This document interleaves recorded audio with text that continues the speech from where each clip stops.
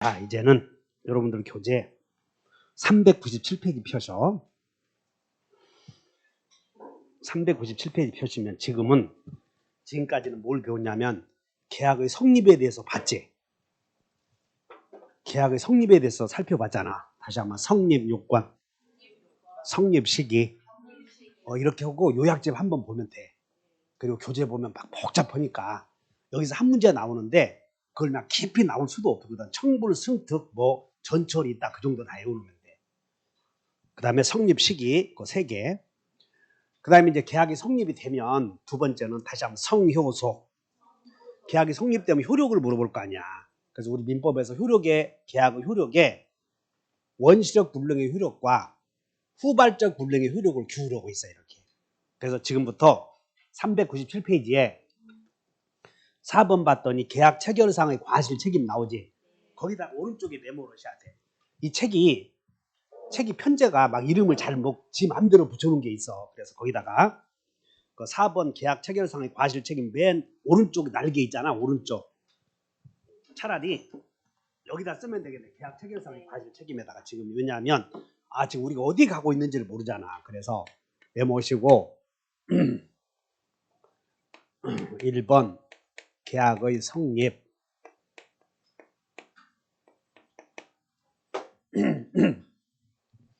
1번 계약의 성립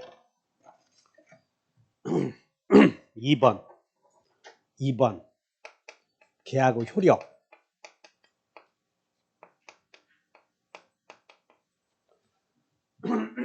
지금 계약의 성립에 대해서는 살펴봤죠. 이제 계약의 효력 배울 거라고. 그럼 여기다 계약의 효력에다가 1번 원시적 불능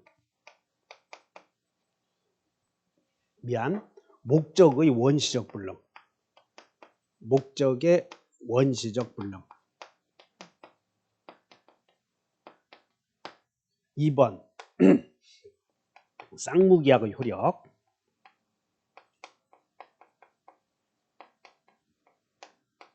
이렇게만 써놓으면 돼.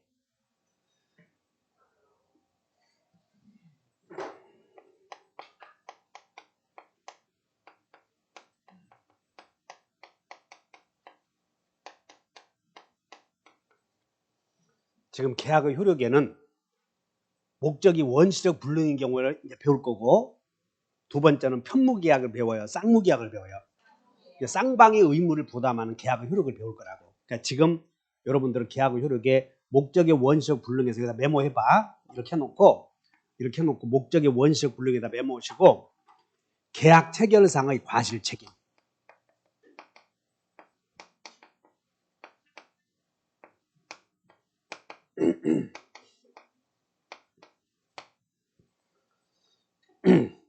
그러면 계약 체결상의 과실 책임은 이제 여러분들은 이 계약 체결상의 과실 책임이 지금 바로 제목 나오잖아. 밑에 그 계약 체결상의 과실 책임은 후발 불능에서 생기겠어? 원시적 불능에서 생기겠어? 이렇게 외우고 가야 돼. 원시적 불능에서 생기는구나 이렇게. 응? 그래서 자 계약의 효력에 계약이 체결되었는데 목적이 원시적 전부 불능은 무효야. 무효. 이 정도 써놨지? 그럼 설명 들으면 돼. 그럼 원시적 전부 불능은 무효란 말이야. 그럼 원시적 전부 불능 무효인 경우에는 무효로 끝나는 것이다. 과실 책임 문제 생긴다. 그렇지. 이거 이제 기억하면 돼. 그 우리는 앞에 총칙에서 한번 배웠거든. 그래서 무효의 효력이 무효의 경우에 생기는 1단계가 무효의 경우 1단계가 무효는 1단계가 다 같이 전전세 생각나? 뒤에는 부과 또 취사철회 손절 우리 무효 배우면서 다 잊어버렸을 거예요. 그래서 잊어버렸을까 봐서 내가 착실하게 하나 써봤지. 자, 한번 외워본다. 확정무효는 전전세 부과. 자, 지금 무효인 경우에 효력을 배워. 근데 목적에서 원시적 전부불능으로 무효인 경우에는 무효인 것으로 끝나는 게 아니고 계약 체결상의 과실 책임. 즉 무효인 경우에도 과실 책임 문제 생긴다 그 말이야. 이게 앞에서 총칙에서 배워왔어. 그러니까 지금 다시 한번 해보자. 가장 무효는 전전세 부과 취사철의 손절로 해결하라. 이렇게 공부하고 지금 계약 체결상의 과실 책임은 당사자 목적 의사표시에서 어디서 생겨? 계약 체결상의 과실 책임은. 여기는 지금 의사표시잖아 지금. 그럼 밑에가 목적 있었지? 1층이 뭐가 있었어? 2층은? 3층은? 여기는 의사표시에서 지금 설명하고 있기 때문에 목적이 없었다고. 그래서 목적에서 원시적 불능의 경우에는 계약 체결상의 과실 책임 문제 생기는구나. 여기 한번 읽어본다. 무효는 여기 처음 오신 분들은 포기해. 그냥 이런 거 있으니까 그냥 이거 외울 필요 없어. 다음 주에 또 배우니까. 그리고 동영상 한번 보시면 돼. 한번 읽어본다. 무효는 그러니까 처음 오신 분은 이것만 외워. 다시 전전세 부과 취사철의 손절. 여기 봐. 자, 외운다. 무효는 전전세 부과 취사철의 손절로 해결하라. 저런 문제가 생긴다고 이제 시험이 나온다고. 이게 이런 문제가. 근데 여기서 과가 나왔지. 그 과가 뭐요? 여기서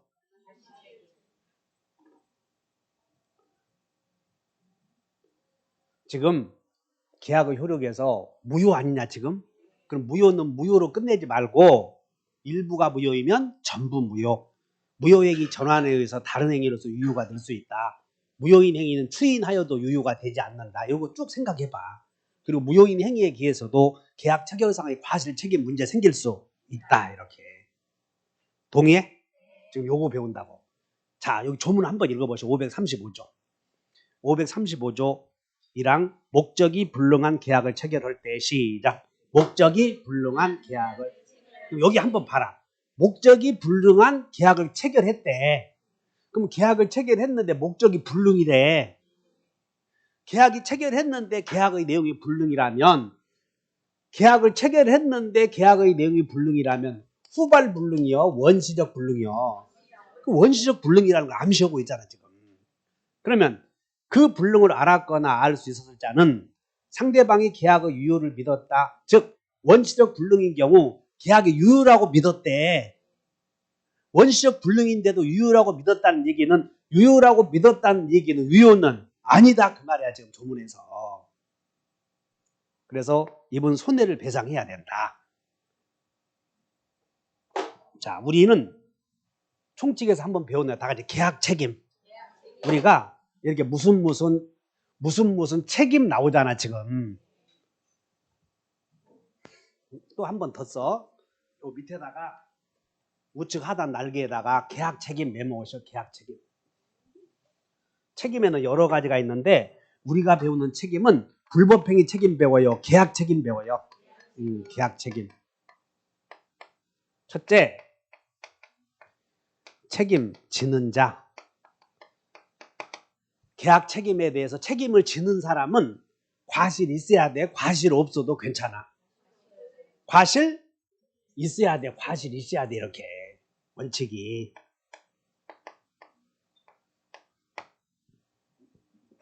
그 다음에 우리 민법에서 한 100번도 더 했어. 책임을 묻는 사람은 선의이면 된다고. 선의 무과실해야 된다고. 선의. 그러므로 계약 체결상에 과실 책임 나왔을 때 그럼 책임 나오면 지는 자도 있고 묻는 자도 있을 거 아니냐? 그럼 묻는 자는 선의이면 되겠냐? 선의 무과실해야 되겠냐?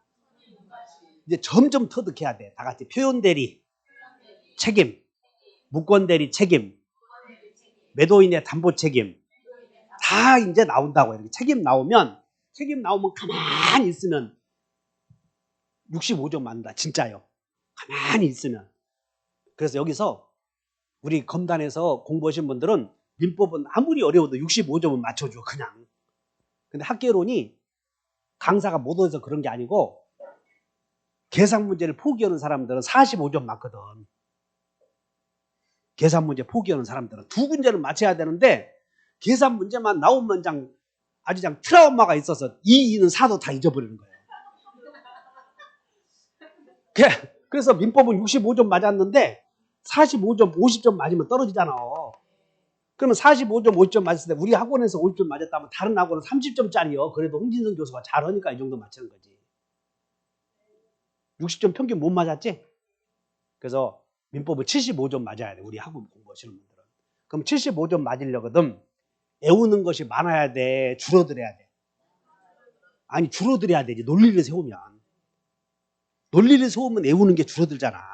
그래서 책임 나오면 책임지는 자는 과실 있어야 돼. 책임 묻는 사람은 선의 무과실. 그러면 책임 내용은 결론은 책임 내용은 책임져라 했을 때 책임 내용은 손해배상으로 가거든. 돈 내라 그래. 돈 내라. 그럼 손해배상액으로 간다고. 그럼 손해배상액은 유효인 경우도 있고 무효인 경우도 있고 둘 중에 하나야. 그럼 유효인 경우에는 계약이 이행되었겠지. 그래서 유효인 경우에는 무슨 이익을 배상해야 되고. 또 이제 앞으로 해제도 이행이익이야 이거. 매도인의 담보 책임도 이행이익이고. 무효인 경우는 계약이 유효라고 믿었음으로 인하여 입은 손해 신뢰이익이다. 이거 이제 공통점이야. 그럼 여기 봐. 유효를 믿었다 그랬잖아. 그러니까 유효를 믿었으니까 유효는 아니지. 그래서 믿었음으로 인하여 입은 손해를 자. 믿었다 입은 손해 이것을 무슨 손해? 신뢰이익이라고도 표현하고 신뢰손해라고도 그래. 그러니까 여기서 계약 체결상의 과실 책임의 손해배상액은 무효니까 유효라고 믿었음으로 인하여 손배청이 손해배상 이게 신뢰이익이겠지. 유효가 아니니까. 그러면 책임 묻는 사람은 선이어야 돼? 선이 무과실이어야 돼? 지금 가불간의 매매계약이 성립이 되었네요. 이때 성립이 된 거예요. 가보이 건물에 대해서. 10월 20일 날 계약이 성립되었어. 근데 계약이 성립되었는데 건물이 10월 19일 날 지진으로 멸실된 거예요. 지금 터키의 지진으로 멸실되었잖아. 그럼 지진으로 멸실되었는데도 불구하고 모르고 계약을 체결하는 경우도 있어 없어? 설마 지진으로 멸실되었는데 모르고 계약 체결할 수가 있겠어요? 있어. 있을 수 있으니까. 지금이야 SNS가 발달되어서 그런 경우도 뉴스를 통해서 금방 알 수 있지만 옛날에 산골에서 살았잖아. 산골.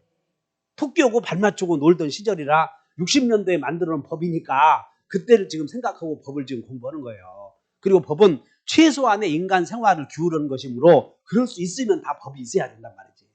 그래서 여기서 건물이 멸실되면 성립 전부터 불능이지. 이런 걸 후발불능이라고 이름 붙여야 돼. 원시불능이라고 해야 돼. 그럼 원시불능이니까 성립 당초부터 목적의 달성이 불가능하잖아. 그러니까 무효라고 무효. 근데 무효인데 이 갑오의 건물을 사서 이제 처음 집 사는 거예요. 그럼 처음 집 사면 도배도 해 안 해? 인테리어도. 그 인테리어 업자에게 다 주문해 놓은 거예요. 미리. 5천만 원 주고 인테리어 좀 해서 들어가려고 했는데 집에 확 꼬실라져 버렸잖아. 손해 입었어 안 입었어? 그 손해를 신뢰이익이라고 그래. 그 손해를 배상해 주라 그 말이야. 그러면 이때 이 목적의 불능이라는 사실을 만약에 이 사람이 전날 밤 건물이 멸실되었다는 사실을 모르고 거기에 과실도 없었어. 무과실이야. 목적이 전날 밤 또는 수용되었대. 갑자기 느닷없이 수용된 거예요. 그러면 선이고 무과실이면 책임 안 져. 근데 건물이 멸실되었다는 사실을 선이었지만 과실이 있는 경우에는 책임져야 돼. 그 책임 묻는 사람은 선이면 돼. 선이 무과실이어야 돼. 책임 묻는 사람은 선이 무과실이고 그 내용이 여기 나와 있어. 그래서 읽어보면 목적이 불능한 계약을 체결할 때 여기가 지금 목적이 불능한 계약을 체결할 때 그 계약을 체결했어요. 그러니까 원시 불능이라는 거 지금 암시하고 있어. 그 불능을 봐라. 그 불능을 여기 상알수잖아. 이거 상알수. 알았거나 알 수 있었을 자자. 알 수 있었을 자는 알 수 있었을 자 하도 많이 나와서 목적이 불능이라는 사실을 알 수 있었대. 그러면 알았다 몰랐다. 알 수 있었을 자 한 20번도 더 했어. 한 번 더 써줄게. 착신. 아주 그냥 5개 다시 한 번 써줄게. 알 수 있었을 자는 선이요 악이요. 선이지만 과실이 있는 경우를 알 수 있었을 자 그러잖아. 그러므로 계약 체결상의 과실 제목이 여기 있잖아. 알 수 있었을 자는 그 계약의 유효를 믿었음으로 인하여 입은 손해를 배상하라. 그러나 그 배상액은 계약이 유효함으로 인하여 생길 이익액을 이렇게 밑줄 그으셔. 유효함으로 인하여 생길 이익액을 조문 보고 유효함으로 인하여 생길 이익액을 무슨 이익이라고 해?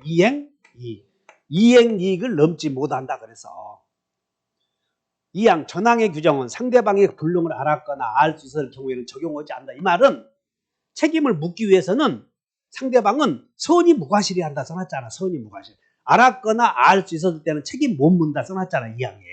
그러니까 책임을 묻는 사람은 알았거나 알 수 있었을 경우여야 돼. 이 경우가 아니어야 돼. 그럼 아니어야 되면 선이 무과실이어야 돼. 이렇게. 그래서 책임 묻는 사람은 선이 무과실. 책임지는 사람은 과실이 있어야 된다. 책임 내용은 무효이면 신뢰이익이다. 이렇게 쉽잖아. 해결됐나? 그래서 하나 이해해 놓으시고 한 장 넘겨. 그럼 이제 398페이지에 가서 위에서 미안. 앞으로 한 장 넘겨. 그러면 이제 외우고 가야지. 외우고. 여기 봐. 계약이 원시적 불능인 경우 전부 불능도 있고 일부 불능도 있어. 그럼 원래 우리는 일부 그러면 원칙이 전부로 취급해야지. 그러니까 일부가 불능이면 원칙이 전부 불능으로 처리해. 그럼 원시적 전부 불능이나 원시적 일부 불능 무효이고 무효로 끝나는 거요. 과실 책임 문제 생기는 거요. 그러면 이제 이거 외운다. 다 같이 원묵과는 우리 총칙이 한 번 했어. 이렇게 다시 원묵과는 원묵과가 뭐요? 병원의 원묵과 아니다. 병원에서 근무하는 것이 아니요. 다시 원묵과는 선무상에게 신뢰이익을 배상해야 한다. 이것이 무효였을 때 생기는 효력이야. 무효였을 때 계약 체결상의 과실 책임으로. 그냥 하나 외워놓으시라고. 이해 가셨나? 그냥 그거 하나 딱 외워놓으시고 어디 저 스피드 체크를 얼른 보시자. 스피드 체크 몇 페이지 펴시면 되는가? 계약법 보시면 7페이지를 펴보셔. 7페이지. 7페이지에 찾으셨나? 2번. 스피드 체크 2번.